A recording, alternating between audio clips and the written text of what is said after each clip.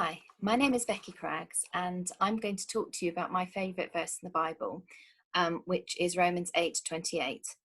And we know that in all things God works for the good of those who love him, who've been called according to his purpose.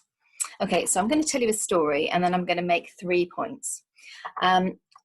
So I came to live in London in my mid-20s following a bad breakup, and I virtually knew nobody here. I was that lacking in confidence that the few people I did know, I tried to ration myself on how often I'd call them. I didn't want to be seen as being needy or a burden.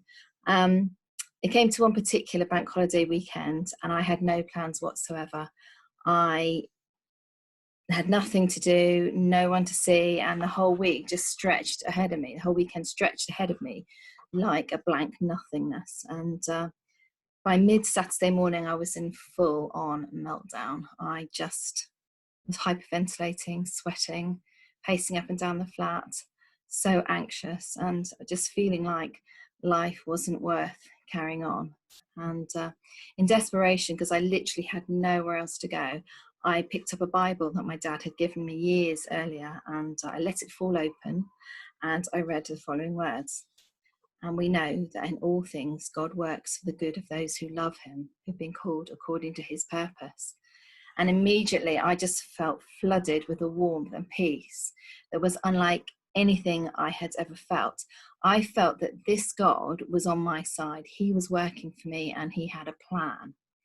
And knowing that he was with me gave me the confidence to go to church that Sunday for the first time in years. And it was a church that I picked randomly out of the phone book. But anyway, through a series of events, I ended up at St Barnabas in North Finchley, which had a really vibrant 20s and 30s scene. And I literally immediately fell into a wonderful group of friends. And 25 years on, I'm still friends with these people. And and a few years after that, I met my husband Steve in that very church. Okay, that's my story. Here's the 3 points I want to make about it. Firstly, if you're lonely and anxious, that says absolutely nothing about you and everything about the circumstances that you're in. It's not something that people choose. It happens to them. It happened to me, and I accept that it might happen to me again before the end of my life. So if that's you right now, I'm so sorry. And I'm praying for you. Thousands of people around the world are praying for you. And God just wants to be really close to you. However close you are with him already, he wants more. And he's never going to be done loving you. Okay, second then, let's look at the verse itself. And in all things, God works for the good of those who love him. Okay, and that's all things,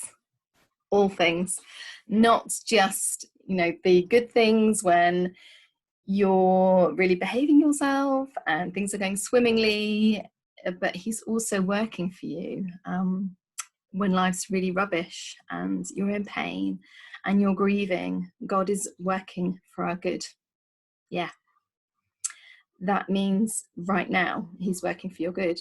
He's not fazed, by the way, about this coronavirus pandemic. He knew it was coming. He planned for it. So, and even now in the midst of it, he's working for your good. Some of you are probably thinking, yeah, I can see that. Yeah, this good thing has happened and that bad, good thing has happened. But some of you will be thinking, no, those people, I'm just saying you'll have to take it on faith because it's a promise. Like when a friend borrows a book and promises to give it back, except this time the book will be returned because friends never return books, but God always does keep his promises. Okay, third point, God works for the good of those who love him, who've been called according to his purpose. Okay, so we're the people who love him, and he has a purpose for us. What is that purpose? What is he calling you to do? It doesn't necessarily have to be a lifelong thing, maybe just the thing for right now. For the last week or two, I've been making simple masks to give to family and friends to give them a bit of protection when they go shopping. And I know that God was calling me to do it because he fixed my sewing machine to make it happen. And this sewing machine hasn't worked properly in about 15 years. It didn't really work at all. And so I got it out and fiddled about with it for about 20 minutes. And then eventually, in frustration, I just sort of called out to God and I said, God, if you want me to do this, if you want me to make masks, please, will you fix this machine? And I'm going to give it another go. What I wanted to say was, I'm going to give it one more go. But I know it's not very good to give God ultimatums. So I said, I'm going to give it another go. It was implied. And sure enough, I tried again, and this neat row of perfect little stitches appeared. And yeah, my daughter Evie was in the room at the time, and she heard all of this happen, and she turned to me and she went, what happened? And I was like, I think God just fixed this machine, which is great. So it might be something short term like that. I don't think God's going to want me to make masks for the rest of my life. Yeah, it could be something longer term, like 2 or 3 years ago, I started to think that God was calling me to start up a baby group for babies and toddlers with additional needs. And I thought about it for a while. And eventually, about 18 months ago, Pam and Liz and I started this group called Our Place, with a view of reaching out to families and, for those that are struggling to find a place where they're loved and accepted, and just to provide that with them and get alongside them and befriend them. And so we set up this group, and in the beginning it was really hard. We literally sat there for the first 7 weeks and nobody came. And I started to question what I thought I heard God say, but Liz and Pam were really good and they encouraged me, and we kept going. And 18 months on, it's really thriving.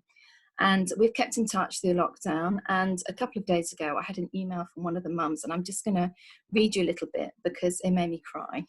I won't name names because I don't have permission to share it. And but basically, I had just written a letter to support the family's application for a blue badge.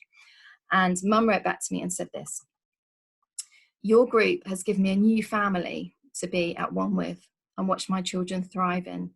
You are 1 in a million. And as I said, I can't thank you enough for all you've done for us." I mean, that's just an amazing privilege to be allowed to reach out to the community, regardless of whether or not they know God yet or not, and to be family with them.